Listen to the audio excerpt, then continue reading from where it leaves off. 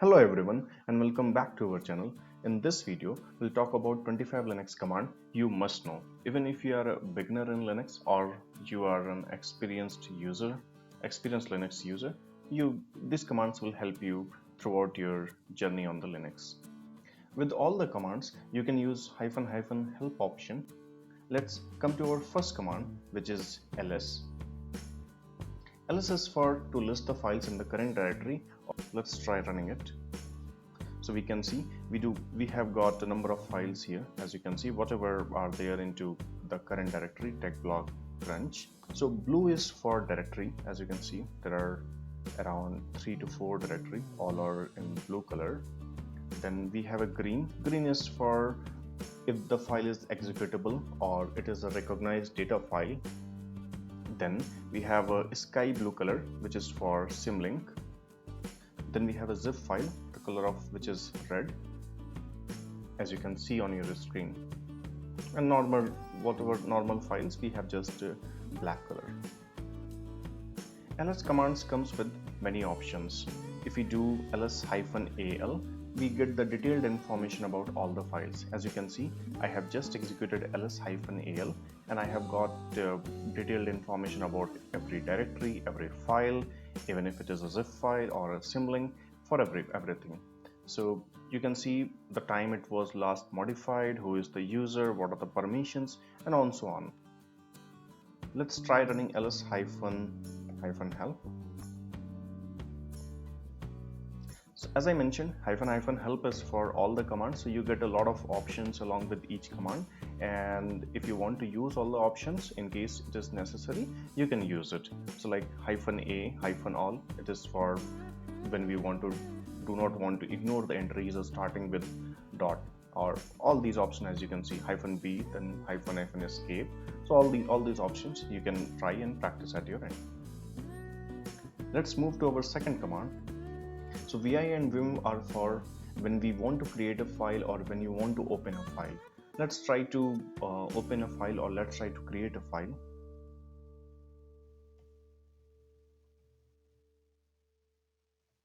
I am creating testfile.txt using vi.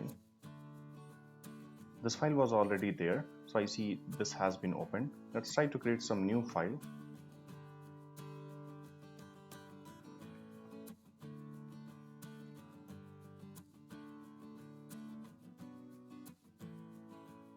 We have got another file. One point to remember here is that if you don't save this file, it won't get created.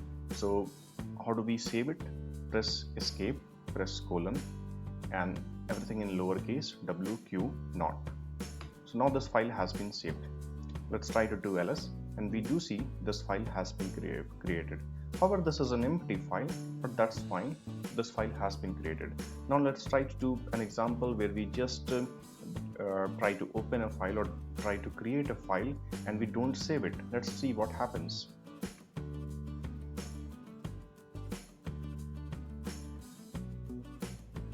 So the file name I have given is test_thirdfile.txt.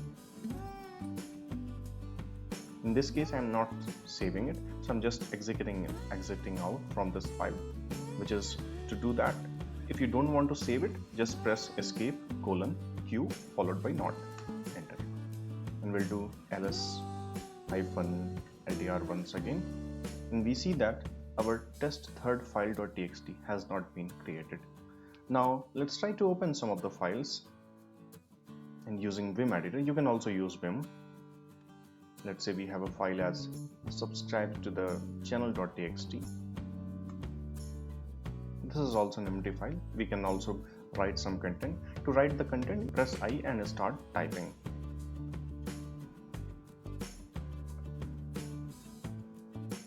So I have written the simple text here. Now let's try to save this file.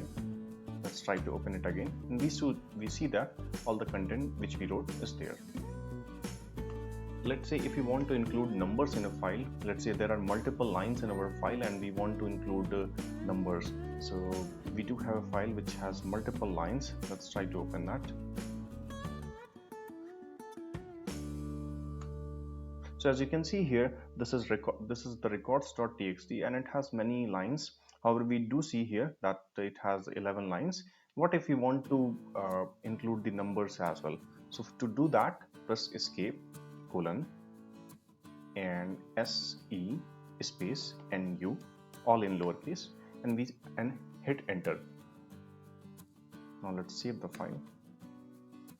Now let's move to our third command, which is cat.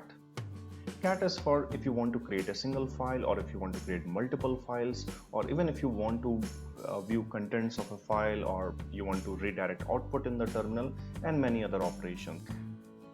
Mostly cat is being used to display the contents of a file. Let's try to display contents of few of the files. So we do have a file as subscribe. Let's try to, we have typed cat space subscribe, and however this was the empty file. Let's try to print some file. Let's try to print the contents of a file which is having some content. I believe records.txt has some content. Yes, and we have got all the records, whichever were part of records.txt. We can, as you can see on your screen. Now let's try to print the contents of multiple files. To do that, just pass the file names followed by space. So here in this case, cat space first file name space second file name. So let's do that.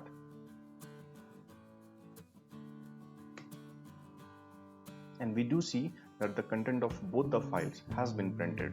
The first file was containing the content till Justin artist, and he's making $2,000 a month. And then we have the contents of file records1.txt, which starts from John, who is a trader, and it goes on till Carlos. So we can see the contents of both the files has been printed on the console.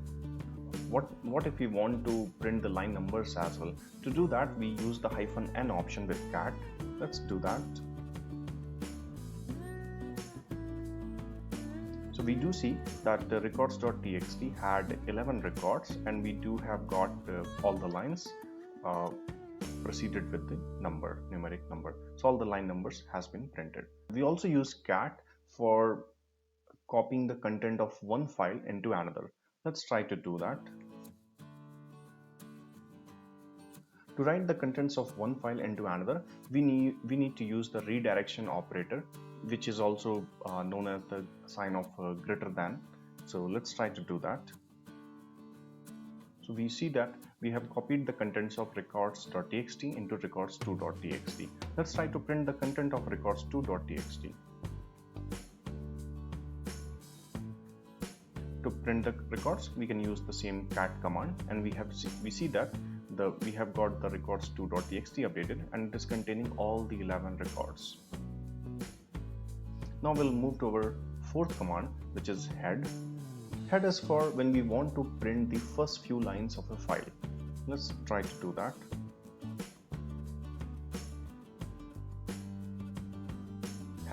Head space give the file name. So we just type the head space file name, and in this case we see if we don't provide any option with head except the file name, we see that just the first 10 records gets printed. So that is the thing. Head by default prints the first 10 records. In case you want to limit the records by any number, let's say you just want to print number of 2 records or 3 records, you can give -n option. Let's try to do that.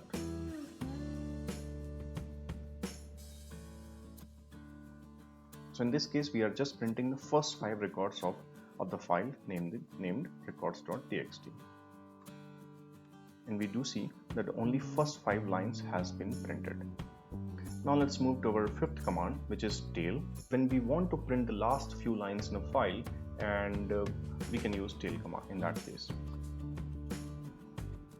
We have run tail space file name, and we have got the last 10 records, because by default tail command prints the last 10 records. In case you want to limit the number of records, you can use -n option. Let's try to do that. We'll try to just print last 2 lines of this file. So in this case, we should just get Sonu singer and Justin artist.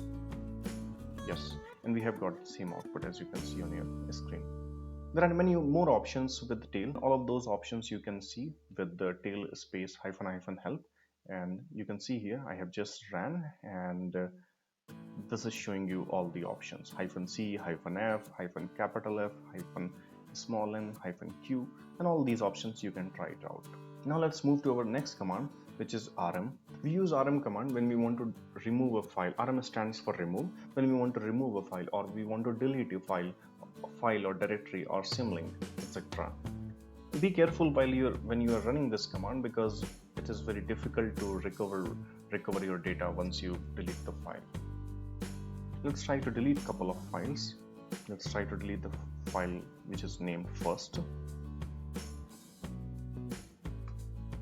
So if you don't provide any option to the rm command except the file name, it will ask you whether you want to remove it or not. We will type y, which is yes, and it will remove it, and we'll see whether the first file has been removed or not. Yes, it has been removed. We don't see it anywhere.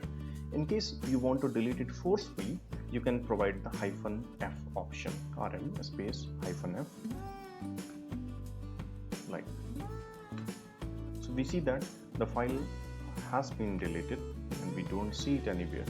We don't see the like file anywhere, and it didn't even ask whether you want to delete it or not. It just deleted it because we just provided the -f option. Now let's move to our next command, which is cp.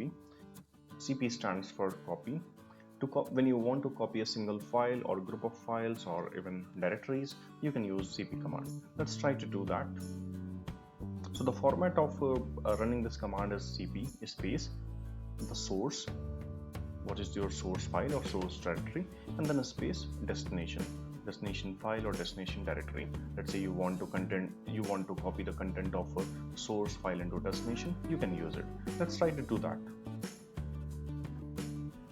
In case the destination file is not existing, it will create that file as well. So we'll make use of cp command, and here the source file is first.txt. So we'll type first.txt space destination file. So we'll just say second.txt. As you can see, we already have a file named second, but we don't have a file as second.txt. And the command has been executed. Now let's try to see what are the contents of second.txt. So we see that the content has been printed, whatever the contents was of file first.txt. This is the first file. Enjoying the video, hit the like button. Now let's try to copy one directory into another.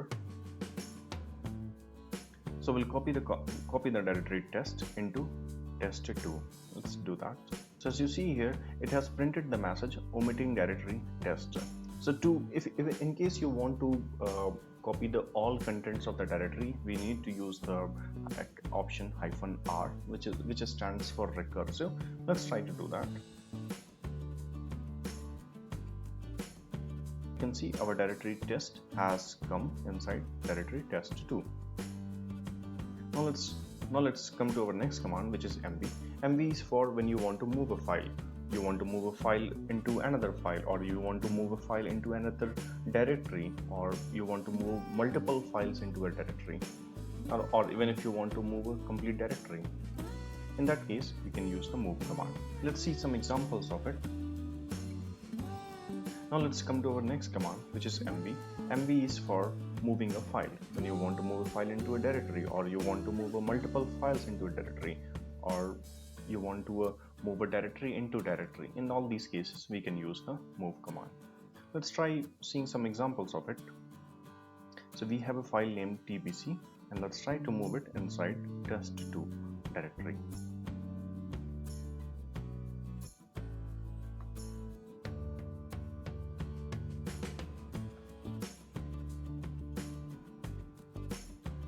We do see that the tbc file has been moved inside test2 directory. Let's see if this file had any content. Yes, this file had some content, and we see it has been printing. It is printing successfully. Now let's try to move multiple files into a directory.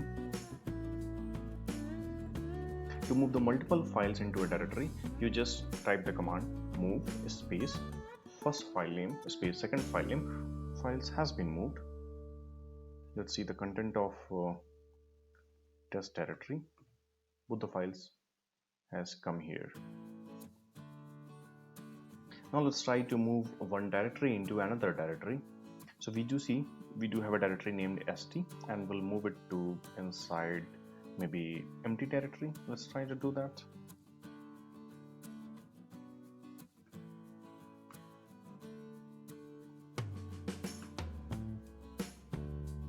st stands for this is your source directory and this is your destination directory. This will be the format when you are executing your command.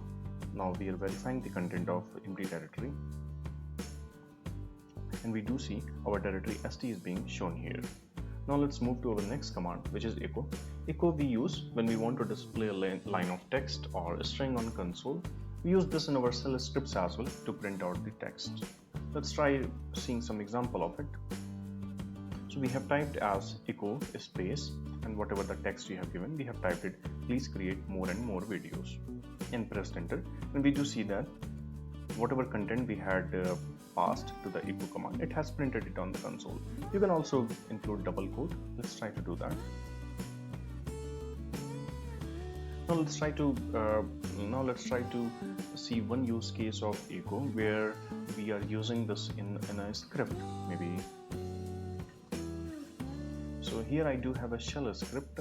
So I do have a variable x which is having a value 2, and then I have used the echo command and provided the space, double quote, and whatever text you want to type, the value of the variable x is $x. And when we try to execute this script, this echo command gets executed as well, and it prints out the value of the variable x is, and the value, what is the value of x, which is 2, and that's why we have given $x here. So let's try to run this script. As you can see here, the color of this print value.sh, this is a green, so that means it is an executable file. And we do see that the contents of the file has been printed. Now let's move to our next command, which is chmod. Chmod is being used when we want to change the permissions of a file, or we want to change the access mode of a file.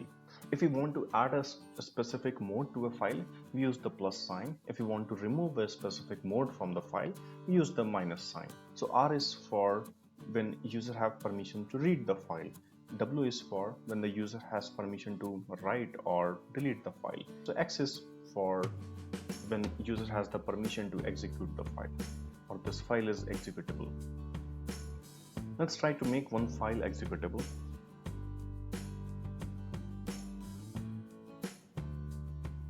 So we have created one file which is executable file.txt.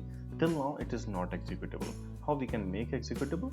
We'll just use chmod plus when you want to add a specific mode to it, and access for executable. We are going to make this file executable.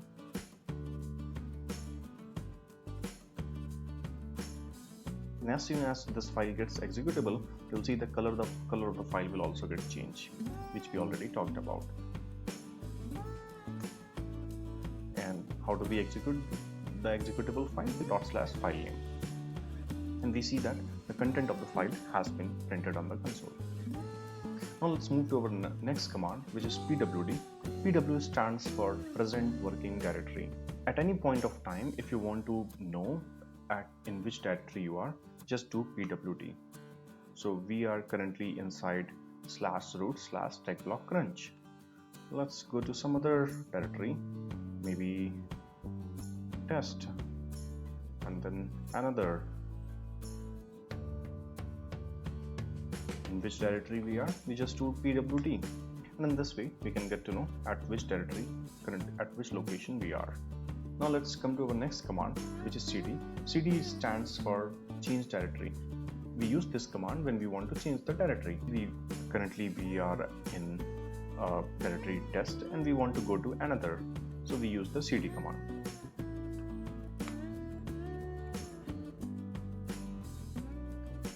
cd space dot dot is also being used when you want to move one directory up.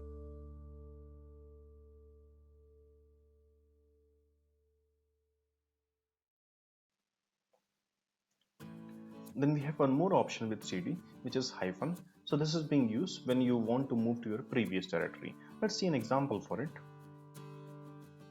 So we are inside tech block crunch test2/blog, and we'll do pwd. It will tell us the present working directory. And now let's move to completely different directory. To do that, we'll go to /root tech block crunch test another. And now you see this directory is completely different than this. Now if you, in case you want to switch between these two directories, you can just do cd space hyphen. We see that we have come to the directory this /root tech block crunch test2/blog. And now you want to go back to again to your previous directory, we'll just do cd space hyphen. Now let's move to our next command, which is mkdir. Mkdir stands for making a directory.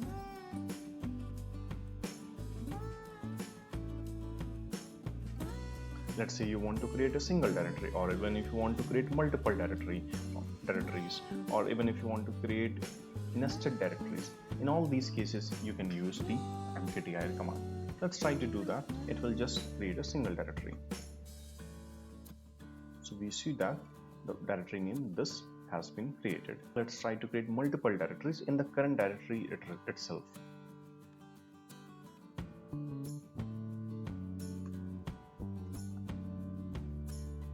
And we do see both the directories has been created, great and video. Now let's try to create nested directories. To do that, we'll be using -p option with mkdir. Let's say we want to create this kind of directory structure, tech blog crunch. So we'll have a directory named tech. Inside that we'll have a directory named blog, and then we have a directory named crunch inside. So let's try to run this, and we do see the directories has been created. This is our tech directory. Let's go inside that.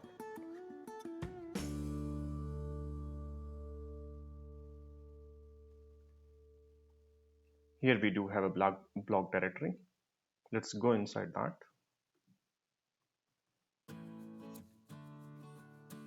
And here we do have a crunch. Let's go inside that. One more point to note here, if this kind of directory structure is already existing, it won't give you an error. Let's try to do that. We do know that the tech/blog/crunch directory is already existing, and we do see, however, the directory structure was existing, we didn't get any error. Now let's move to our next command, which is Rmdir, which is for removing directory. It is for removing an empty directory. If the directory is containing contents, it won't delete it. So let's try to delete a directory which is empty, and let's try to delete a directory which is not empty, and let's see how our Rmdir command behaves. And we do see that directory has been deleted. Now let's try to delete a directory which is containing contents. For example, we recently created tech/blog/crunch. It is having some content, so let's try to delete that.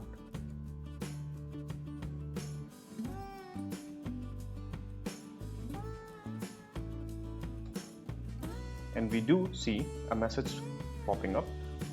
It is failed to remove tech because directory is not empty. Now let's move to our next command, which is touch. Touch is being used when we want to create a file. The difference between cat and touch is that cat can be used to create a file with content. However, touch is for to create a file without any content. Let's try to do that. And we do see that hello.txt has been created. Let's try to open this file. So this is an empty file. We can also create multiple files using touch. Let's try to do that.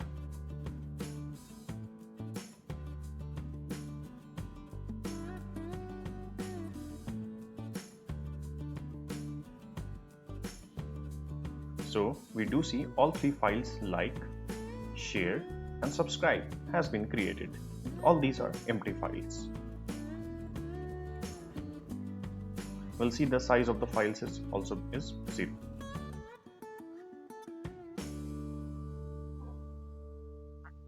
Now we can also use touch command to when we want to set access and modification time of a file explicitly. Say this second.txt, which was last accessed on 26th of June 1728.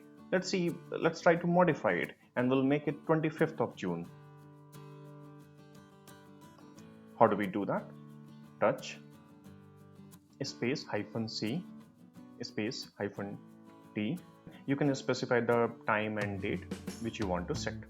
Let's try to set 25th of June 2020. First is your year, then is your month, so which is 06, then your date 25, and then hour, minutes.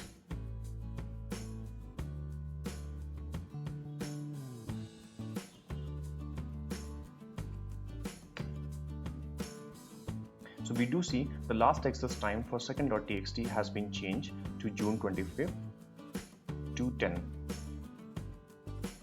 Now we'll move to our next command, which is df. Df is for when we want to know the disk utilization for a Linux system. Let's try to run that. So here we do see it shows all of your file systems, then blocks, then what is the used space, then what is available, then what percentage has been used, and the mount point to which it has been mounted. If you want a human readable format, you can supply -h option.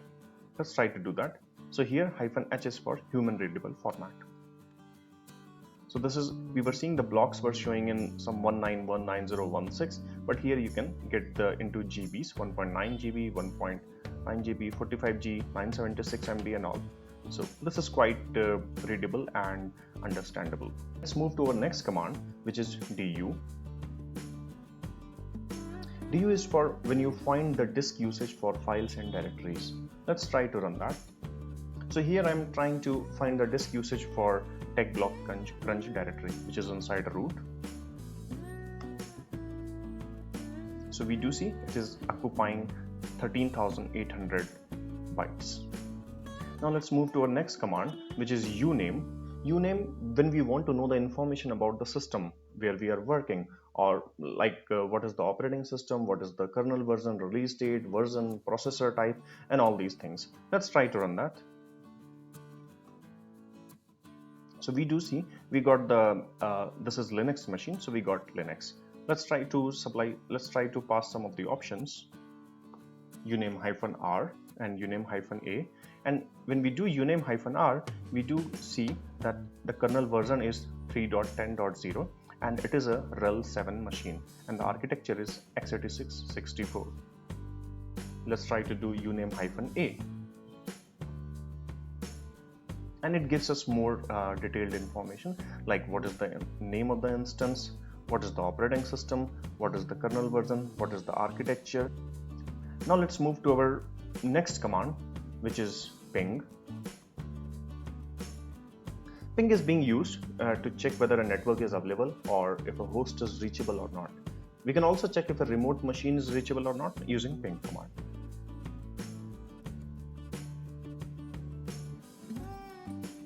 Let's try to ping a couple of popular sites.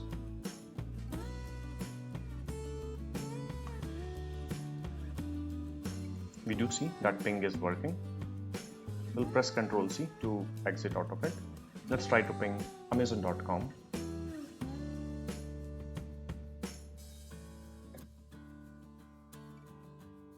And we do see this is also being pinged. Now let's try to ping the Wikipedia. And this is also being pinged. Let's try to understand some of these details. What are these? So from, this is your destination, and this is the destination IP address. We have ICMP sequence, which is telling you the sequence number for each ICMP packet. ICMP is quite related to network. And then we have a TTL is equal to 52. TTL stands for time to live. It varies from 1 to 255. It represents the number of network hops a packet can take before a router discards it. Then we have a time which is in millisecond, which is telling us how much time it took for the packet to reach the destination and come back to the source. What command we run if we want to ping localhost? We just do ping space 127.0.0.1, or even if you can type ping space localhost. Let's try to do that. So we see our localhost is being pingable.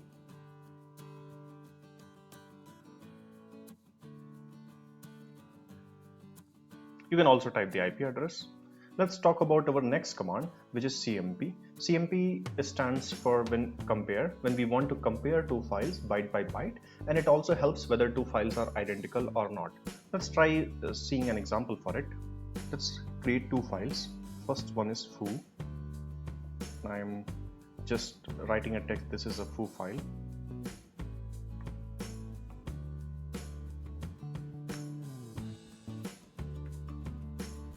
I'm creating another file. I'm writing the same text.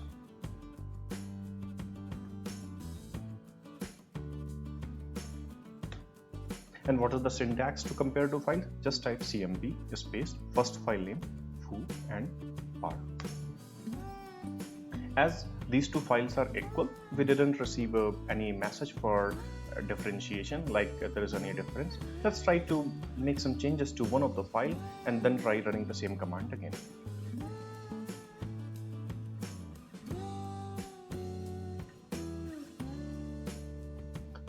When you run the command, it will tell you at which byte exactly they started differentiating.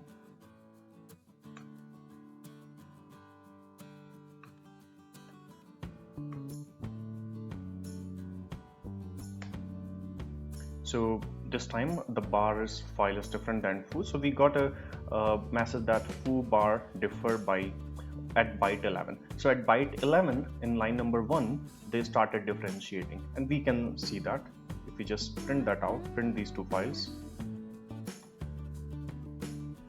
So we'll see that at 11th byte, these files started differentiating. Now let's move to our next command, which is find. We use find command when we want to find the files based on name, permission, date and time, based on size, etc. in the senior directory. So let's try seeing an example for it. Let's try to find some of the files which are inside some of the directories, and we'll also try finding some of the files which are not even existing. We do have a file name like, share and sub inside test2. Let's try to do a find from previous directory. What is the syntax for this command? Find space, give the directory which you want to find in. So we'll give dot means current directory, then we'll give -name option, and then we'll type the file name. In our case it is like, share and sub, and we'll just press enter. And we do see that this file is existing inside 3 directories. So it will list down all the locations where this file is existing. Now let's try to search for a file which is not existing. So when we try to do file find space dot -name junk file, because this file is not even existing in the current directory or even subdirectory. Now we will try to look at a couple of commands which we use to work with the data in a file, or we want to manipulate the data in a file, and those two are awk and svd. Let's talk about awk. Let's say you want to print the complete contents of a file, so you can use awk, or even if you, let's say, want to print only those lines which contains more than 20 characters, and then only you can use awk. And there are many more options you can use, and you can find all those options in the help option.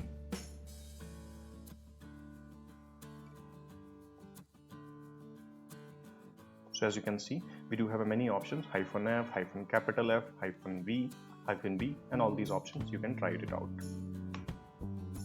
So we do see that all the contents of records.txt has been printed on the console. Now let's try to print only those lines where there are more than 20 characters, or where more than 10 characters.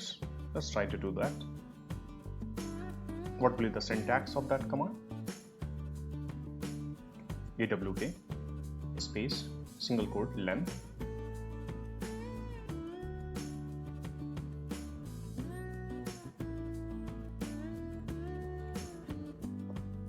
of where the length is greater than 20, length of the line or number of characters more than 20.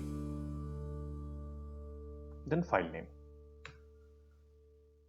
So we got only one line where the number of characters are more than 20, which is Christina, director, and 1000. So let's try to do another example where we just want to list on all the lines where the number of characters are more than 18. And we got few more lines, as you can see. So this way you can write it out. Now let's look at our svd command. So svd command, this command is for stream editor, and we can perform a number of functions like search, find, replace, insertion, delete, and many others. Major use of this command is in when we want to replace text in a file. So let's open our records.txt.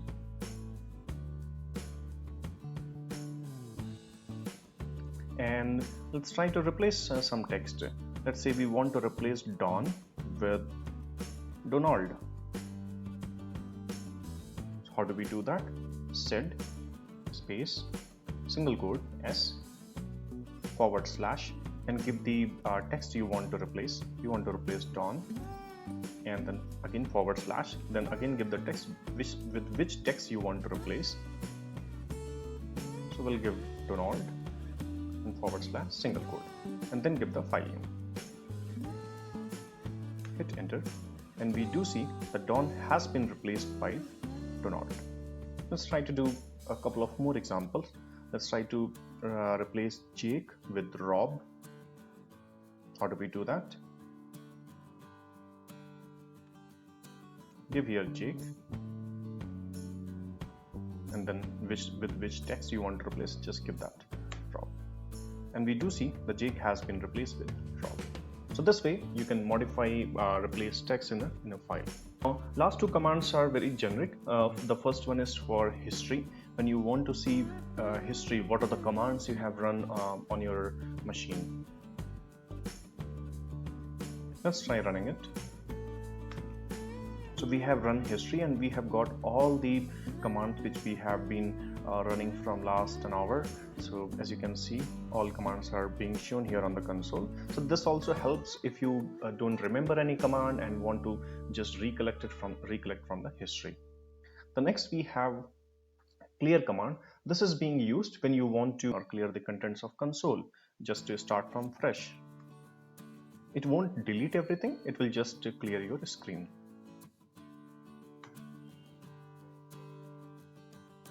Now there is a question for all of you. Which Linux command you use the most? Is it ls, or is it cd, or mkdir, or any other? Let us know in the comments. That's all we had for this video. I hope you got some information about popular Linux commands, and I hope you will be giving a try at your machine. If you have any questions or suggestions, or would like us to cover any of the Linux command in detail, let us know in the comments.